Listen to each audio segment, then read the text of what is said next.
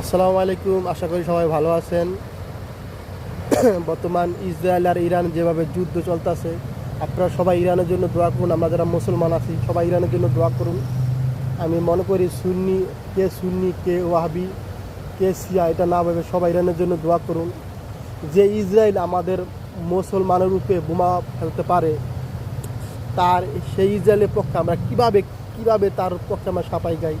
এই জন্য ইরানের জন্য সবাই দোয়া করুন। ইরান ইরান যেন ইসরায়েলকে ধ্বংস করে নিতে পারে, ঠিক আছে, একদম দুনিয়ার মানচিত্র থেকে উড়াই নিতে পারে। এই জন্য ইরানের জন্য সবাই দোয়া করুন, ঠিক আছে। আর আমার পাশে সবাই থাকুন।